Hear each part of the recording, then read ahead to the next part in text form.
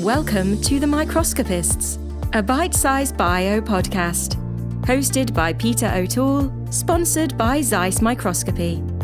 Today on the Microscopists.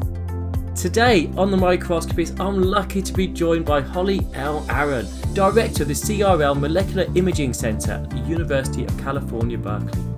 And we discuss what excites her about her job. I would say it's hard to give up microscopy. I love it. I love the community. I love the technology. I love all the different types of science that it touches. Her barista skills. I would consider doing it again, maybe. It's fun, plus all the free coffee you could possibly want. Her love of the outdoors and nature. There's nothing like, lava flowing into the ocean. There's nothing like that. And her plans for retirement. We want to build a house. It'll be completely off-grid. We'll have to catch water from the sky, power from the sun. All in this episode of the Microscopists.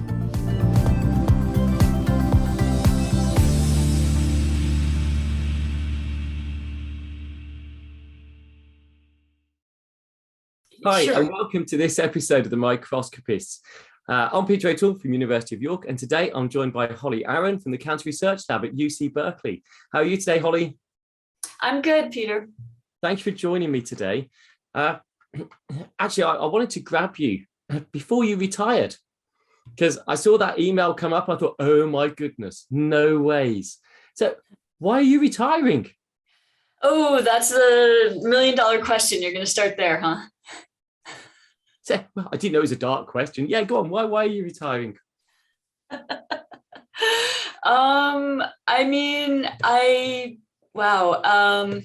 didn't think you'd start with the hardest question. I guess it's time. I've been doing this a long time, and I've really enjoyed it, and I've been very fortunate. And I'm ready to try something new, do something different. So get outside my comfort zone. What is that something different? Well, I don't know everything. So a lot of it's up in the air. One of the main things is over 10 years ago now, my husband and I bought a piece of undeveloped property on the Big Island of Hawaii. And it's literally just lava and weeds and nothing. And so we want to build a house. It'll be completely off-grid. We'll have to catch water from the sky, power from the sun, all of these things. So, and we'll build it ourselves. So that's the thing to kind of take me away from microscopy for a while. That sounds really scary to me, because off-grid also means off-network. Well, yeah. So right, exactly. Yeah, no, that's terrifying, right? I mean, there's cell service there most of the time. But yeah, I mean, power will be a major thing. So batteries are important. Solar panels will be big. We'll probably have a generator. Because I guess I came to know of you more through the internet and the courses that you run and everything else since I started my job at York and the confocal listserv. Yep. So, obviously we get to know each other through that networking and then meetings afterwards. So actually, it's the internet. It's so important, and you're going off it. Well, not entirely, and no, I'm not leaving the internet. I mean, I'm looking forward. Have you been on vacations without the internet? It's fantastic. Why would you do that? I couldn't do it. I'm sure I couldn't do it. No, it's literally the best thing ever. It's really okay. Full disclosure, the first about day and a half is extremely difficult, right? Because it's like why are my devices not pinging, or there's no news, there's nothing, no one's calling, no one's texting, is the world still out there? But Peter, when you get really away, that's when your mind can relax, and you can really, I don't know, for me, it feels wonderful, and you can, it takes a little time. It takes a little time, but maybe it wouldn't be, great. maybe the internet for me is an addiction because of work. And maybe if I didn't have a job, then it wouldn't be such a big thing. Because it is work, it is those emails, wanting to keep on top of work all the time. So yeah, I've had holidays where internet reception has been awful and you can only get it at 5 o'clock in the morning. But I'd be awake at 5 and just tapping through on the phone, just a few emails and then going for a run or something. But yeah, so anyway, go back. So you started in your current position, I think, in 2001? That's correct. Yep. What were you doing before that? Before that, I was working in a core at Genentech. So, and I was there, let's see, for not very long, about a year and a half, when it was actually a really exciting time to be there, because that's when they first went public. And so we had a big IPO party, and their research building, there was only 3 research buildings at that point in time. So it's very small. Yeah, so I was there just briefly, and then got sort of pulled back to Berkeley with the offer I couldn't refuse. That makes sense. So running the big microscopy core. Yeah. Yeah, I mean, at the time it wasn't a big microscopy core. There wasn't anything. So basically a couple faculty had written a National Science Foundation grant for a MRI, major research instrumentation grant, and for a 2-photon microscope. And so they realized, I think at the time, that they didn't really know 2-photon and they should hire somebody to operate it. And so that was kind of the impetus of the core. And it's interesting that they hired me because I knew zero about 2-photon at that point in time, but I knew confocal by then. So it was a good stepping stone. And I was already living near Berkeley. So it wasn't a hard sell, let's just say, to come buy new equipment and start a facility, which I didn't really know everything that meant, but I learned along the way. So you started with 1 or 2 instruments? Yep. And how many instruments now do you have in the core? I think it's 17 or 18. So quite a big expansion. And I presume there was you at the start, you and me and myself and I. And how many staff now? So right now there's me, and I have 1 full-time staff member, Feather Ives, and I have 1 5% staff scientist and a couple undergraduates part-time. So it's a role that's growing. You've grown with the role, and the role has grown with you, I presume. Yeah, that's fair to say. Is there anything you'd have changed or done differently? That's an interesting question. Yes, absolutely. I probably would have advocated for more staff earlier, and maybe more often. I think, thinking about leaving and about someone coming in, I would. So here's the thing. So I never really wanted to write grants, and I avoided it for a very long time. I helped with the grants, and I helped put them together and organize everything, but I didn't want to be the lead person. And I sort of found out why after writing the the instrumentation grants is they're a lot of work. And I sort of realized that I was right to not want to do that, but yet in the end, it's something that is really important, and it allows you to have the control that you might want to have. So, you know, in many ways, I avoided that situation for years and years, and kind of, you know, kicked the can down the road. And then eventually it's like, okay, I got to start writing these grants myself. And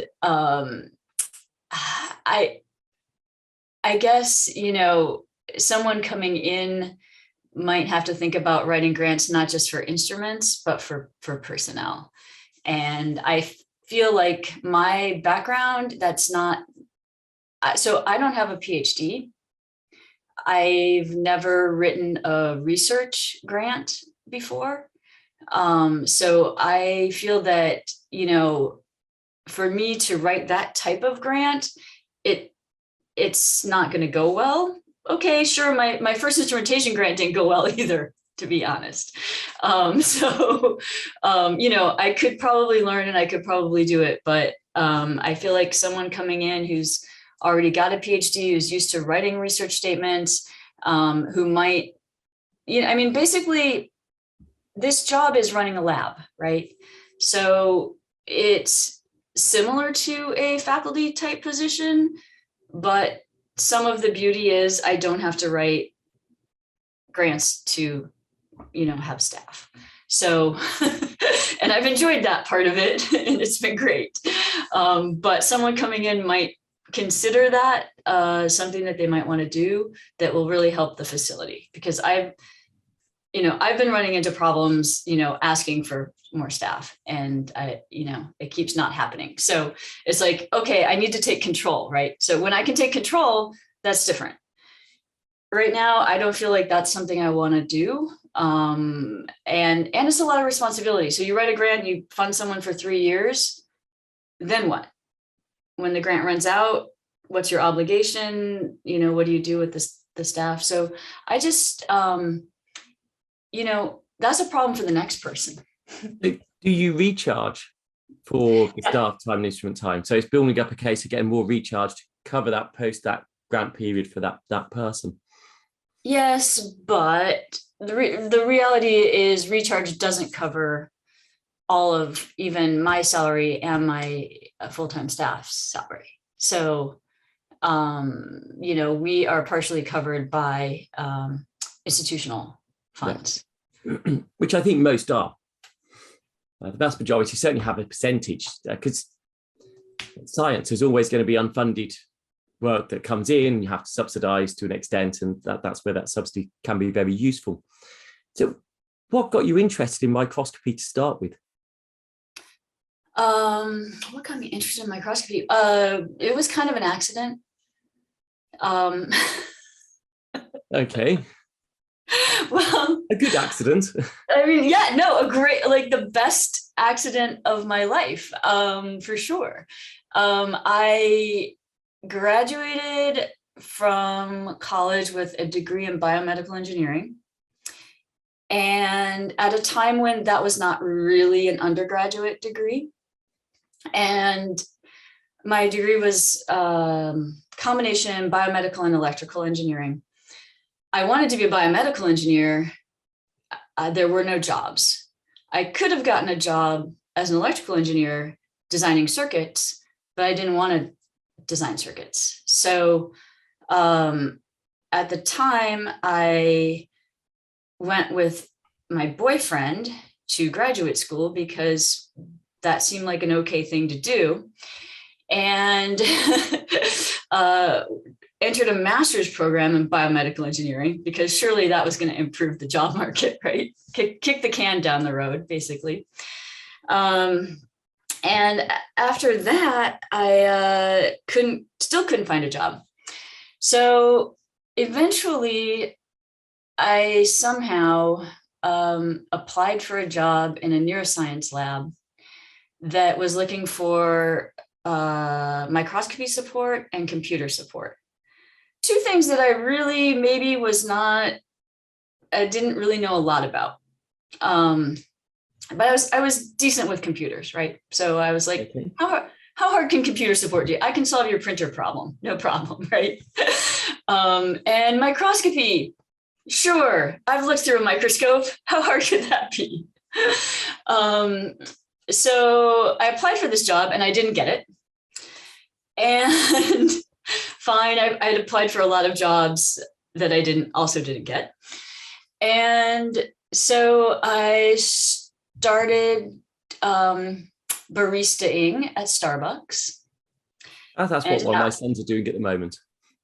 Oh, yeah. Oh, I have to say, I've had a lot of jobs. And of my sort of, minimum wage or minimum skill jobs, that was one of my favorite jobs. I would consider doing it again. Maybe it's fun. Plus all the free coffee you could possibly want. You feel good at making a mean coffee? Oh yeah. Yeah. Absolutely. It's a skill they teach you. So they teach you, right? So anyway, the person that they did hire, so this was actually, I didn't know who she was at the time, but a rather famous neuroscientist, Carla Schatz. And whoever they offered the job to didn't work out. I don't know if the person never came or just didn't work out. And so 3 months later, they gave me a call and said, "Hey, you still interested in this job?" And I said, "Yes, I am." And so I started, and they, like Starbucks, trained me to do microscopy. So there were several postdocs in the lab who knew a lot of microscopy. I learned calcium imaging. I learned, wide field microscopy, video imaging, we called it at the time, doing time lapse. And we bought the first confocal microscope, I think, on the Berkeley campus, because Carla had HHMI funding, so Howard Hughes Medical Institute funding. And so one of the postdocs in her lab, Tillman Brotz, he knew confocal, and he basically taught me everything I know. And we demoed all these instruments and, bought this beautiful microscope. And then all the HHMI labs around got the same one because they knew we did our homework and tried them all out. And that was I think I was hooked somewhere along that pathway of seeing these things. So what year was that when you bought that first microscope? That was 95, 96. So what confocal did you buy? Was it a Biorad? It was a Leica TCS NT, running, I think, Windows NT, I think was what that NT was for. So that was old school, but it was an amazing instrument. Yeah. When I came back to Berkeley, there was an old Biorad 2 photon, MRC 600, I think. Oh gosh, old. Yes. Yeah. Oh yeah. But it was very helpful for learning 2 photon because nothing was computer controlled. You had to go in with your hands and move all the little pinholes and all the little gears and slide in the filters. And so if anything wasn't working, you could trace the path. And I learned a lot by that. And was that attenuating the laser power with filters? Yes. Oh, yes. Yeah. Oh, yeah. I'd forgotten about that because exactly that was how you did it, right? It's a different world now. Now it's so easy. You just type in, I want 13% laser and you're done, right, in the computer. But back then, yeah, everything was filters, attenuation, neutral density, all the things. So yeah, so I learned a lot. I owe a lot to Carla and the really amazing scientists in her lab. She sent me a load of photos. I didn't find one photo of a microscope, I don't think. Oh, really? You did send one of your images, Come on. Made it onto, I think, the Zeiss annual calendar. Yeah, we did a calendar contest for a few years. Back when print calendars were still a thing, I guess, when you'd write on your calendar. But yeah, that was a fun time. I didn't send you any microscope pictures. Oh, I'm just checking through. I'm fairly sure I'd have noticed if there was one there, and I'm pretty sure I didn't see one.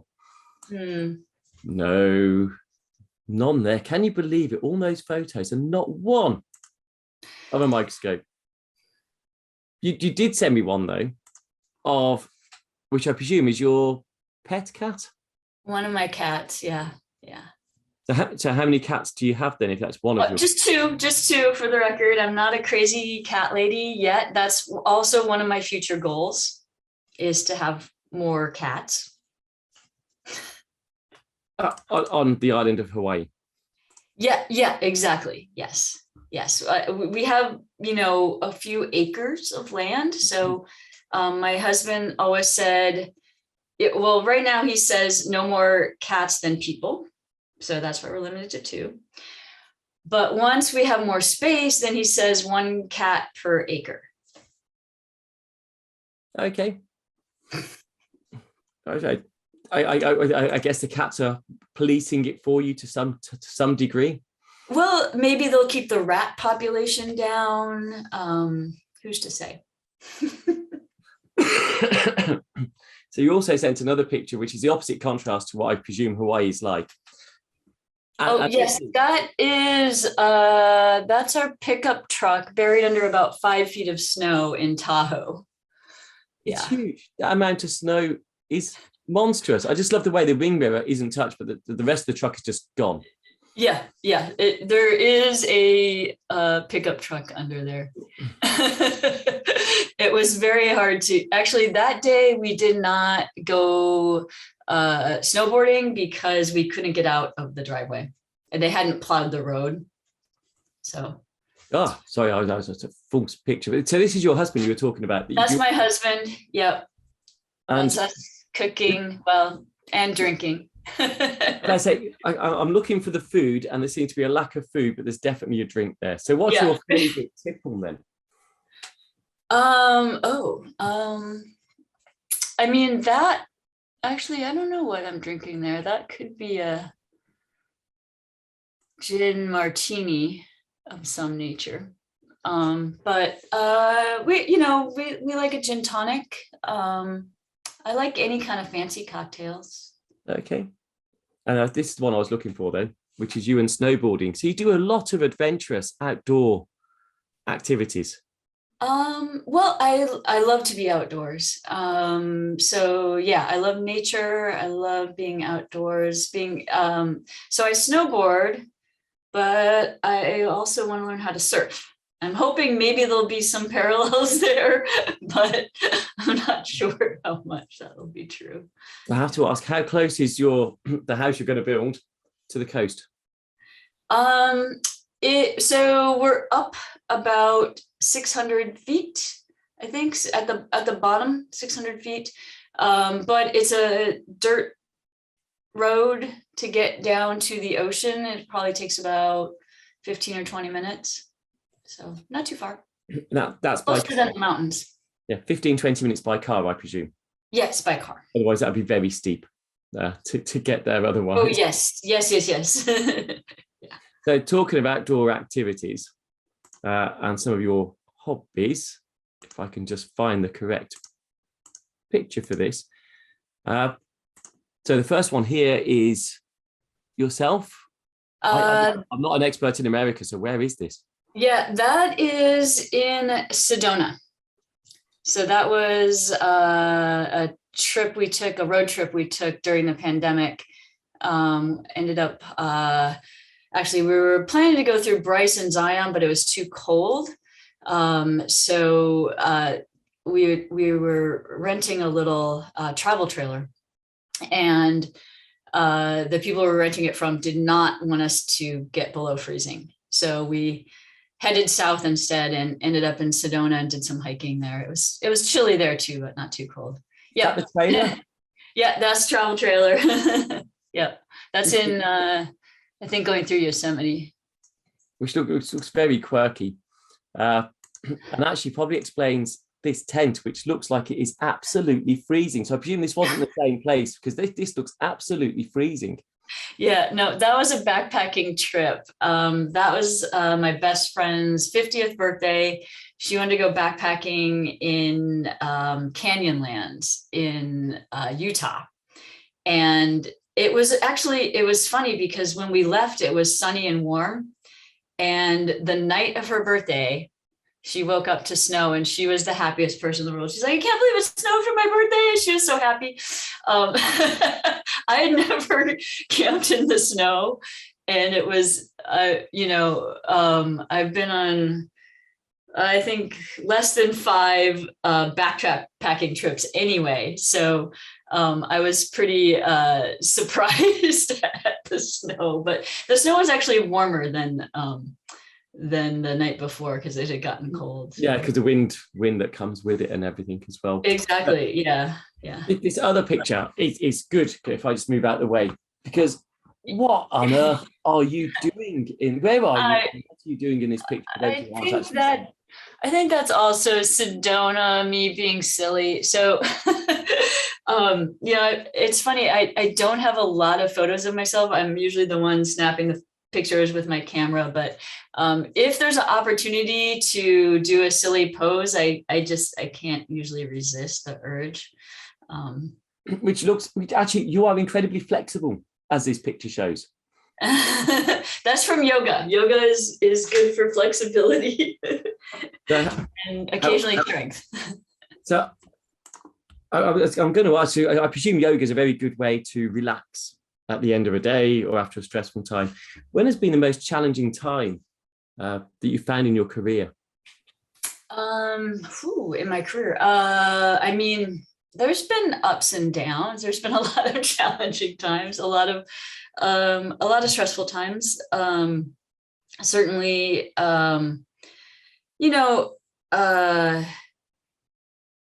people can get very emotional about their research, which is good.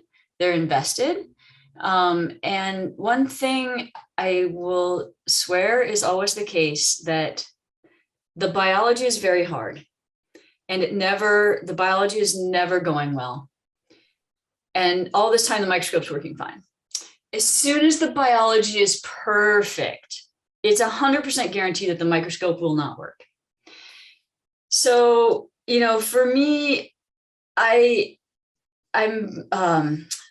rather empathic. And so when people are upset, I feel this, and they will, they're upset because they've worked really, really hard, and suddenly the stupid microscope is broken, and they're angry. They're angry at the microscope. They're angry at me. They're angry at, everyone else. And, maybe they have to get on a different microscope that they don't know as well, but somebody else is overstayed their time 20 minutes. And so, there can just be, emotions and feelings and frustrations, and having to deal with that, that's when I'm like, okay, we're going to get through this. No one's going to die. It's just a microscope. They break, they will get fixed. We will make it better. So definitely, those are times in life. I quite like the irony that this perfect sample that they have, and your microscope's broken, and then you can get it on another microscope, and then they probably realize actually it wasn't the perfect sample to start with. It's true, isn't it? They don't know it's perfect. They always assume it's going to be perfect until they get it on. Have you been shouted at much when things have gone wrong? Not really, no. It's just their own personal stress. They're cross, they're angry at the situation. They're not cross with anyone in particular. No, there's probably been, it's usually people fighting about the time on a microscope. I'm not getting enough time. Someone's hogging it. They signed up for 4 days this week, all day, So I don't know that I've been yelled at so much, but yelled in the vicinity of. Yeah. So which is interesting, because actually what you're also highlighting is you're not just a microscopist. There's also a lot of management skills and sort of HR type skills in working with a wide user base as well. So did you ever get any formal coaching, or is that something you learn on the job? Such a good question. No formal training. This is something like all faculty should have, is like management training skills, or anyone in a core facility, right? Management training skills. Literally the job is half technical and half people skills. It's easy, and maybe even a little more than half people skills, because people, it's dealing both with your staff, it's dealing with vendors, it's dealing with technicians, it's dealing with building facility people, faculty, students, all your users. There's definitely a lot of, I wouldn't call them soft skills, but people skills. So it's interesting thinking about that diversity of the role. And I know you from many of your activities, especially in the teaching side of things as well, and the courses that you've run and contributed with. I think I have one of the pictures here, which is, I guess, a group photo back in 2001. Yeah, that would have been, I think, the second time I attended that course as a student. And then and the first time. Yeah, and that was my course that I ran in, I think that was 2003 was the first time we ran a course. So, which I was kind of modeling after the Jim Pauly course in Vancouver, where, like I said, I went twice. And then they've invited me back to be on the faculty, which was nice, because I was a slow learner, but once I learned it, then I was okay. That was our first course. I think there was, less than 30 people.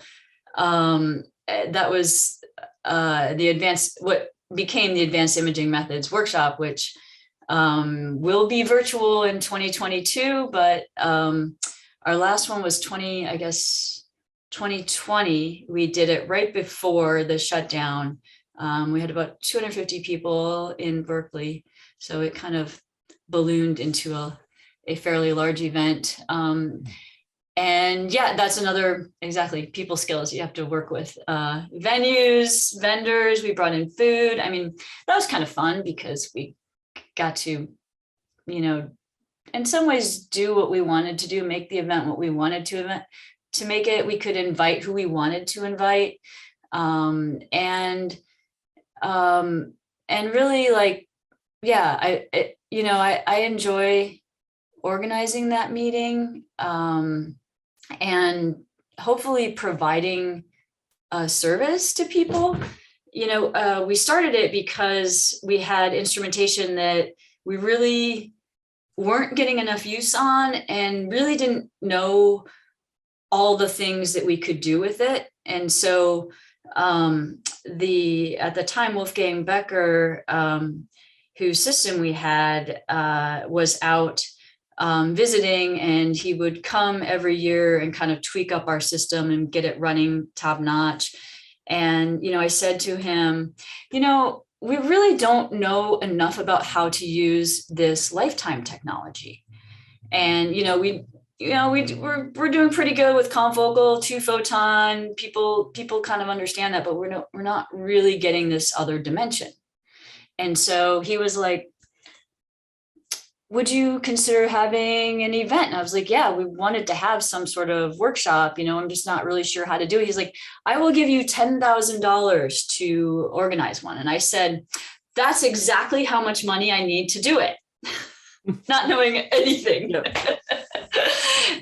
So, that was the start of it. And it's just kind of grown since then, and we've added so many more facets to it. And this year, actually, I'm pretty excited if I can get a plug-in. If I don't know if this show will run before AIM on January 18th or 20th, 2022.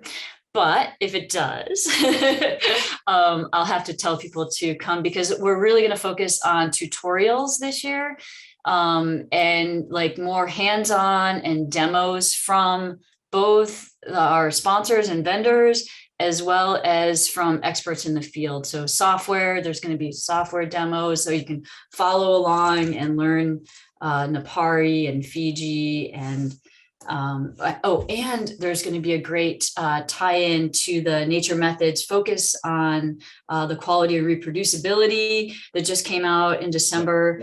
We're having a whole session on that. So anyway, there's going to be like a lot. Because we're zoomed out and nobody wants more Zoom, more virtual meetings. And so we're going to have a little bit of that AIM high-end, exciting science talks, but we're also going to intersperse it with a lot more for people beginning or people really wanting to like put the edge on their science, make it good, make it reproducible, publishable, and all of those things. So that's what we're going to do this last time. Good plug. When you retire, are you going to come back and carry on teaching?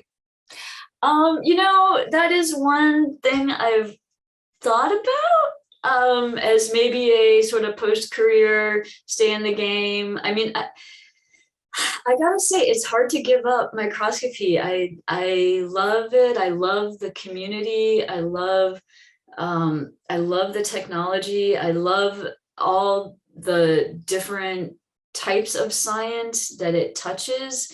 It's really opened my eyes to so many different things. I just, I don't want to give that up. I just want to take a break. Could you set one up in Hawaii? And can I help teach on it, please? Yes and yes. Okay, I'm writing this down. This is my next idea.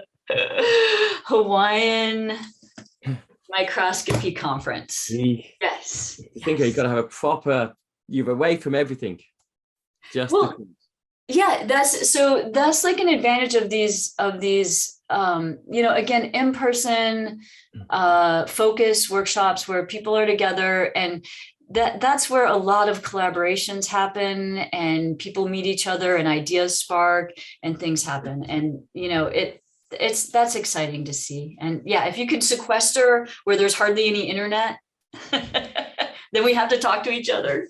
So thinking of teaching, the importance of teaching, you sent me some pictures of you as a child. Yes.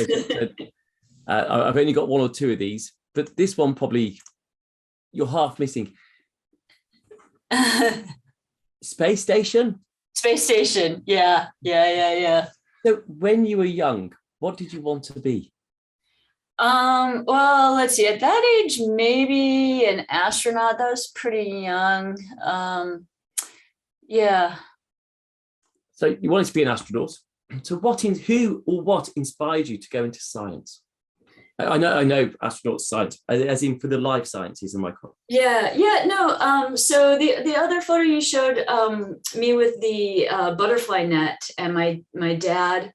My father was actually a biology teacher, science teacher for junior high, before he gave that up to get a job that paid money to raise a family.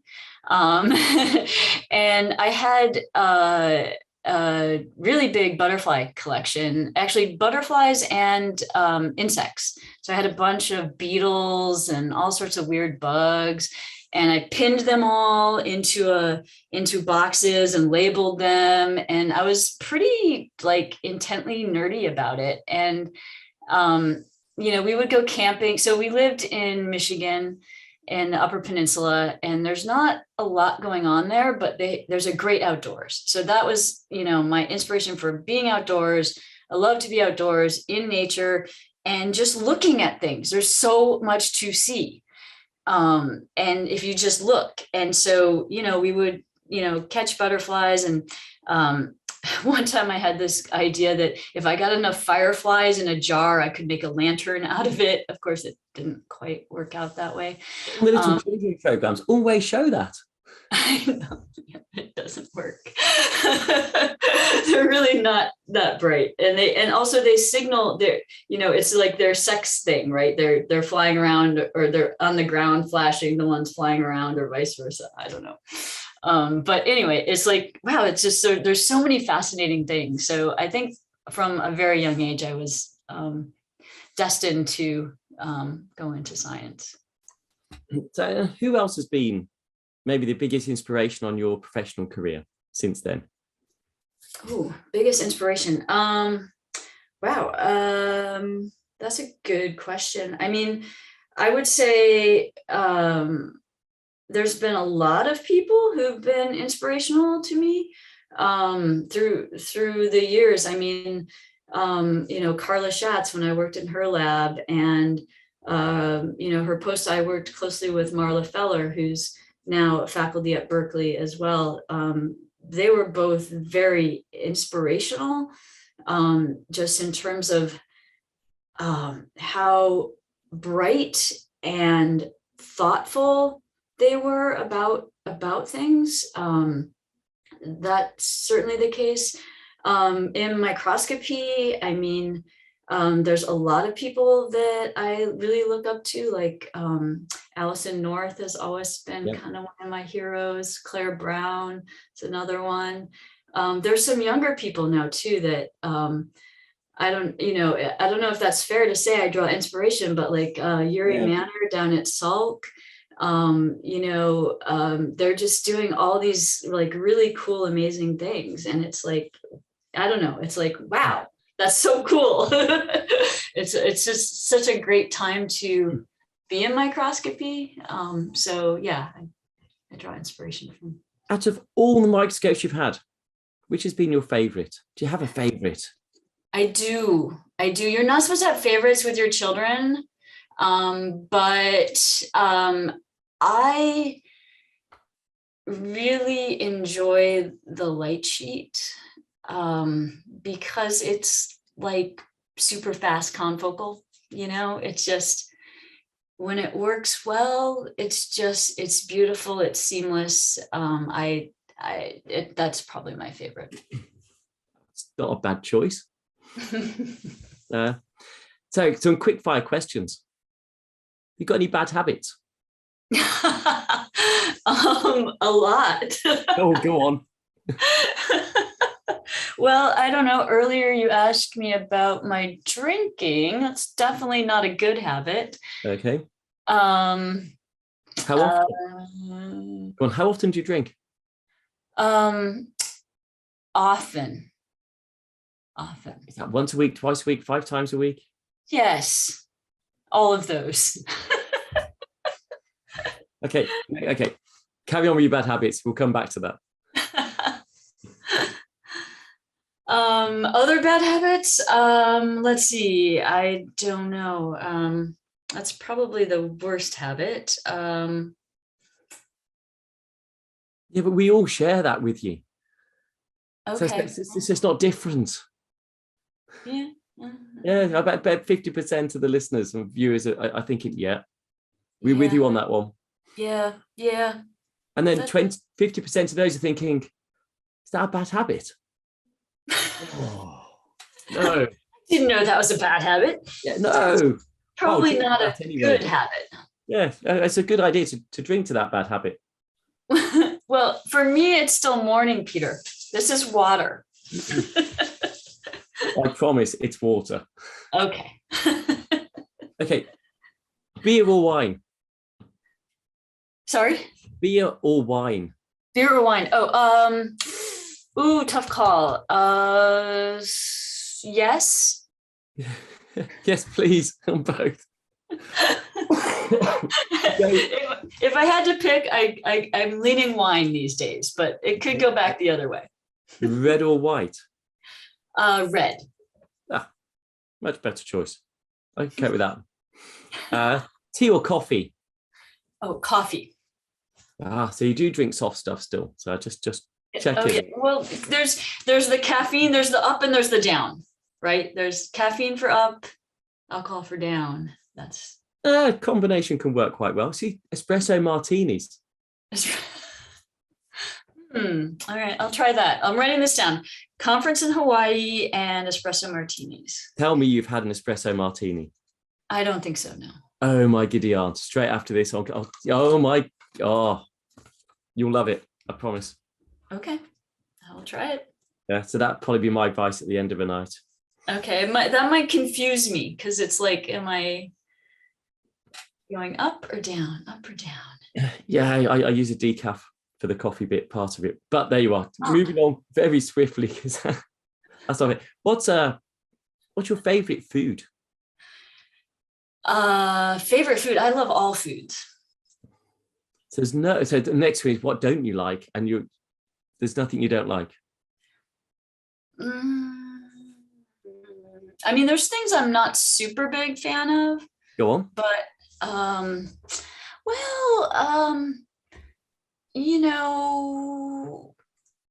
it's probably more like weird texture stuff. But I eat all the foods. They're all delicious.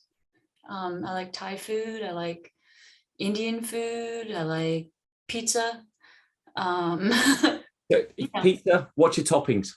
What's your favorite topping on a pizza? Oh, I'm kind of like a weird California girl, so I might like lean towards, barbecued chicken or something with vegetables or avocado. I'm definitely, but I will not shun a pepperoni pizza. Again, I like all the foods. All the foods. You're very easily pleased, aren't you? Well, yeah. Who cooks at home? My husband. Okay, so you're sending this picture. Are these bought or? No. These are actually from a conference we had, and they were so pretty. I just loved them. Lemon meringues or? Yeah, little baby lemon meringues, individual. Beautiful, right? and would taste quite good as well. So your husband cooks. So does that mean you're a dreadful cook, or just don't have to? No, I'm the sous chef. I'm the sous chef. So I'm good at chopping, and he's more inspirational. I can follow a recipe, but he cooks and I eat. So we have like a really great relationship. And is that in real time that you eat as you're going along? Sometimes. I mean, you need to taste. Yeah, no, I fully agree. Okay, so book or TV? Book. That's good because you're going to have no TV reception where you're going. Fact or fiction? True. Fiction. Okay, what type of fiction do you like? Sci-fi or weird stuff. Sometimes some fantasy. Okay. Star Wars or Star Trek if you're into sci-fi? Ooh, wow, both. That's a tough call. Both. Are you gonna make me pick? Okay, okay. If you can see behind me, I'm gonna have to go Star Wars. Star Wars. Is that C-3PO in the back? Is that C-3PO? That's C-3PO and R2-D2. Yeah. And I have the yes. Princess Leia Pez. Very important. Yes. So there was never a competition there. It was always Star Wars. Favorite movie? Well, maybe Star Wars. It was such a daft question once I asked it. Yeah. Okay. I meant to have asked this all the time. What's your favorite Christmas movie? Because I think this can be quite revealing about a person's character. Ooh, favorite Christmas movie? Ooh, maybe The Grinch. Ooh, okay. Different one. Haven't had that one before. That's cool. What music do you like listening to? Oh, I like all sorts of music, but I'm probably, lean towards 80s. 80s pop type music? Yeah, 80s pop. Yeah. Or maybe a little bit 90s, what do they call, the sort of angry woman music. Okay. Avril Lavigne type stuff. Yeah. Yes, it's that era. Yeah. And I early bird or night owl? Night owl.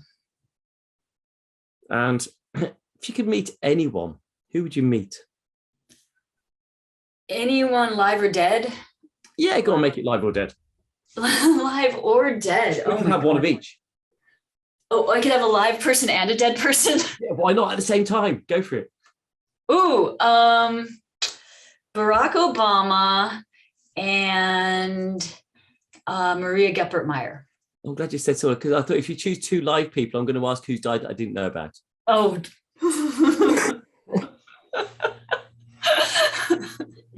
So who's the second person? Excuse my ignorance. Maria Geppert-Meyer. She's the woman who, in her PhD thesis, predicted 2-photon excitation. Wow. And the Geppert-Meyer is named after her. And she's, I think, one of the first women, or one of the few women physicists who's won a Nobel Prize. So, yes, well, now I am enlightened, not just on 2-photon work. So you also sent me some other pictures. So I'm just intrigued. Whale bones? Whale bones, yeah. That was in Reykjavik. So the furthest, actually, that's right at the furthest northern point in the United States. So in Hawaii, on the Big Island, we've been to the furthest southern place in the United States. But this was a trip to go the opposite direction to Alaska. And oh my God, okay, this small town, it formerly named Barrows, but they renamed it to Reykjavik for the native people there. There's no roads. You have to fly in. You can't drive there. And to walk out to where we were, it's a big sandbar to get to this furthest northern point. And we're walking out there, and it's a beautiful day. And people are driving in like little SUVs, or some of them in pickup trucks even, are driving on these sandbars, and they all stop and they see us walking out here, and they all ask us, do you have a gun? And of course we'd flown in, and you can't really fly with firearms. And anyway, we didn't have a gun. And so we're like, no. And they're like, oh, well, there are polar bears. So we're walking and starting to get a little bit freaked out. The more people that we pass by who are like, you don't have a shotgun? Well, do you have a handgun? Do you have a gun of any nature? And so we're pretty freaked out. Finally, we get out to the end, and there's a couple, and they're pulling their kids in a little trailer. And they tell us to come and get hot dogs with them. And sure enough, they set up a little fire, and they're roasting hot dogs. So we sit down with them, and we have hot dogs. And, they're like, oh no, they had driven all the way out and around and realized that there were no polar bears there, but that they can come out of the water is what they tell us, and that they'd seen one earlier that week. And so anyway, they were like, you'll probably be okay. There's none right now, but next time you come, you should get a gun. That's nuts. It's not. I was really, because the other thing they said is you can't see them in the water because they only their little nostrils stick up. And so they can come out of the water, and they'll be really, really hungry when they come out of the water. Well, what happened to the whale, isn't it? There's no warning sign there. Well, no, that whale might have been washed ashore, but they bring all sorts of whale bones and stuff out onto this point to draw the polar bears away from the town, because otherwise they'll go through the town and go through the dumpsters and go after people. And you sent me a picture of this lava flow into the sea? Yes, so that was on the Big Island. That was a really fun boat tour that we took with my parents when they were visiting, and seeing like newly formed land was a pretty exciting time. Yeah, that was a fun trip. They the boat got so ridiculously close. They put in a bucket of water into the ocean and pulled it out, and you stuck your hand in the bucket and it was like spa water. It was so warm. And I was like, ooh, that was another time. A little bit scary. Like, should we be this close to the lava? It's unpredictable. So you're camping in freezing conditions. Yep. You are doing funny maneuvers on the edge of cliffs. You go to where polar bears will come out and eat you alive. And you're not at all risk averse, no? No, I'm really risk averse. I'm like really, yeah. Safety is very important. Do you just find yourselves in these places out of naivety then? It just sounds nuts to me. Well, no, it's fun. It's exciting. It's beautiful.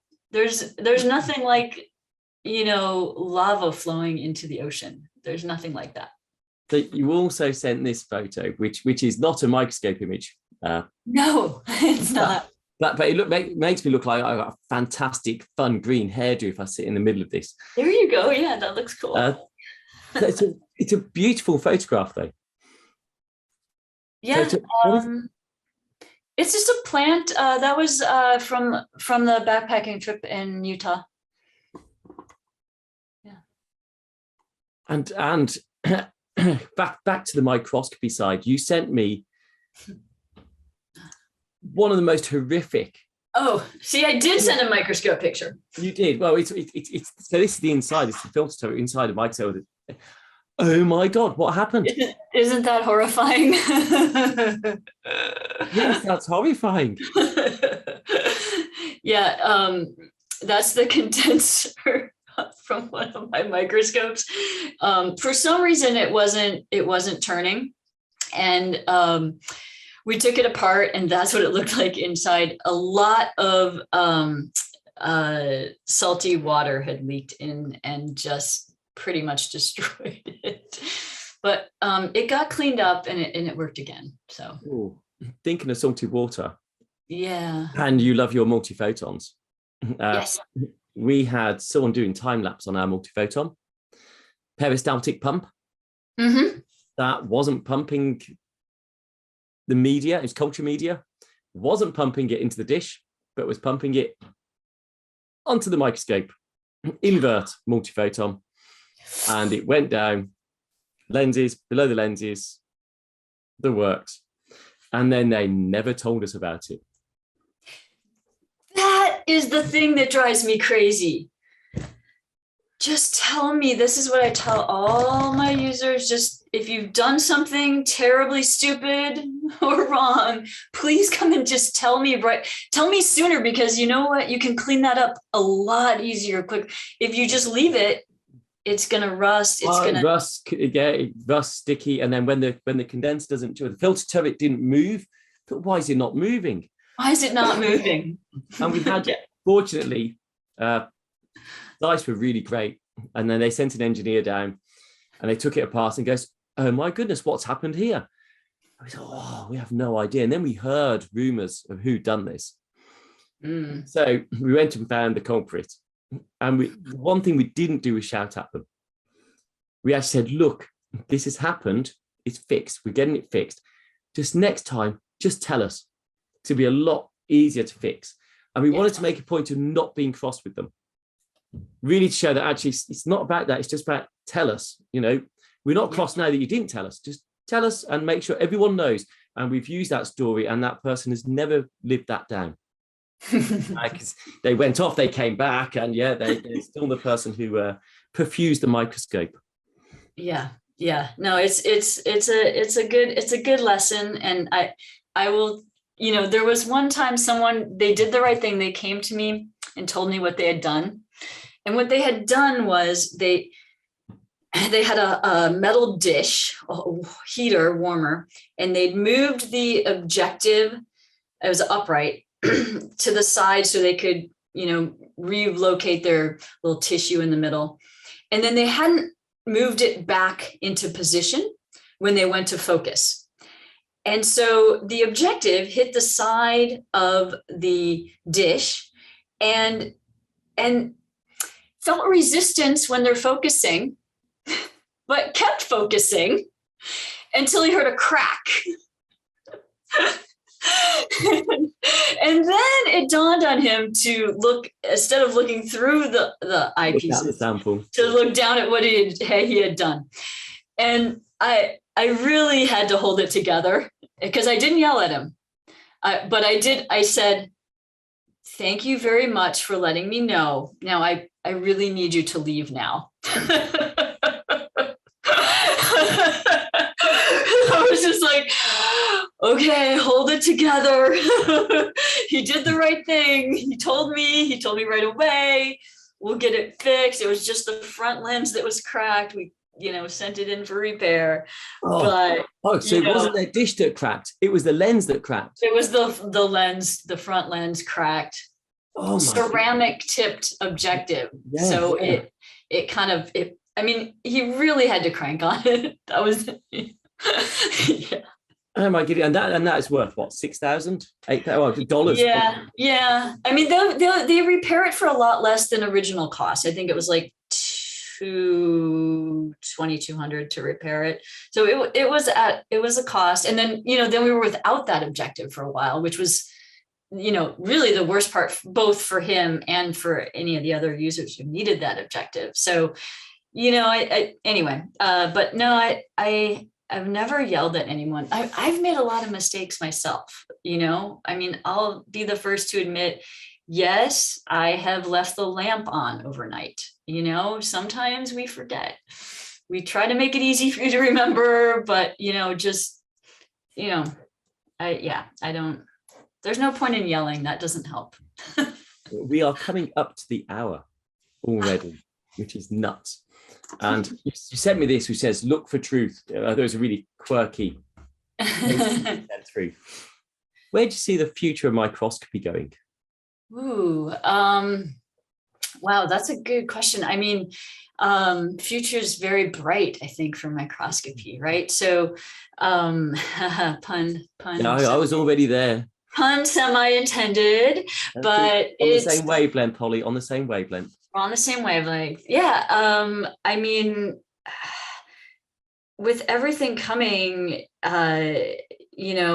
bigger, faster, more, right now, our biggest hurdles are really on the data handling and analysis side, right? Because the amount of data we're already getting with, light sheet, lattice light sheet, single molecule, I think there's going to be more convergence between technologies. So from electron to light microscopy, from MRI to light, and across these ranges, I think there's going to be more. That's what I think, probably more correlative and more correlative, and that through the analysis as well. Yeah. I mean, we really need more help on the data handling side, in my opinion. And you're right. And I think that's a really good message actually to end on, is if you're considering a career into microscopy, there's a lot of opportunity. Absolutely. It's a massively growing market still. I every now and then I thought it's plateauing, and it takes off again. Yeah. And with the analysis and that correlation to other technologies, the other omics as well. Yep. There's a lot. Spatial. Yeah. There's a lot in this area still. So it's a great career to be starting out in. So you're retiring from it, but actually for anyone coming in, it is the perfect time to be coming in, because there's so much opening up.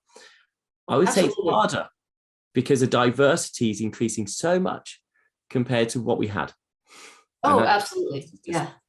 No, there's so much out there. You're absolutely right. I love the thought of where it's going to go. It's a great time to come into microscopy, and there's lots of jobs, and not just in academia, also in biotech.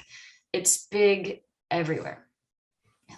So Holly, on that note, thank you very much for joining me today. And everyone who's watched or listened, please remember to subscribe to whichever your favorite channel is. And I hope you've enjoyed today's episode. And Holly, enjoy your retirement. Thanks. I will. It'll be a duller place without you lighting it up. Thanks, Pete. Thank you for listening to The Microscopists, a bite-sized bio podcast sponsored by Zeiss Microscopy. To view all audio and video recordings from this series, please visit bitesizebio.com/the-microscopists.